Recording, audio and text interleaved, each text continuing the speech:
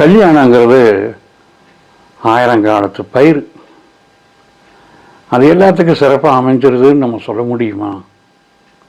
இன்றைய காலகட்டத்தில் பார்த்தீங்கன்னா ஒரு சிலர் திருமணமான கொஞ்ச நாள்லேயே பிரிவினை, எனக்கு இது ஒத்து போகாது அப்படின்னு பிரிஞ்சு போயிடுறாங்க.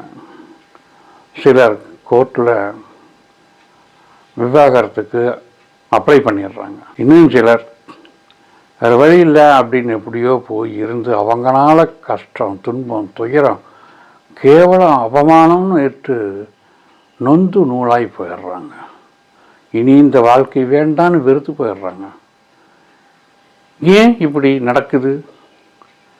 நல்லா கவனிங்க.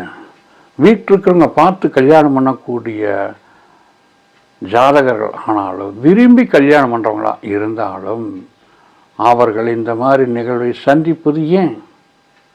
வெறும் நட்சத்திரத்தை பொறுத்து மட்டும் பார்த்து திருமணம் செய்கிறதுனால இந்த பிரச்சனைகள்லாம் வருது.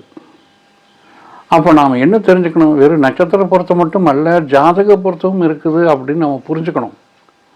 அந்த வகையில் பார்த்தா எந்த லக்னமாக இருந்தாலும் அந்த லக்னத்துக்கு 6, 8 உரியவர்கள் மற்றும் பாதகாதிபதி திருமணஸ்தானம் என்று சொல்லக்கூடிய 7ஆம் வீட்டில் இருப்பது தவறு, இருக்கக்கூடாது.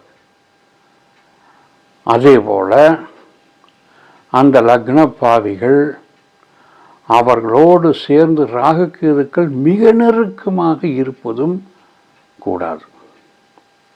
இப்படி இருக்கக்கூடியவங்களுக்கு தான் இந்த மாதிரி பிரச்சனைகளை சந்திக்க நேரிடுகிறது, விவாகரத்து வருது அப்படிங்கிறத தெரிஞ்சுக்கணும்.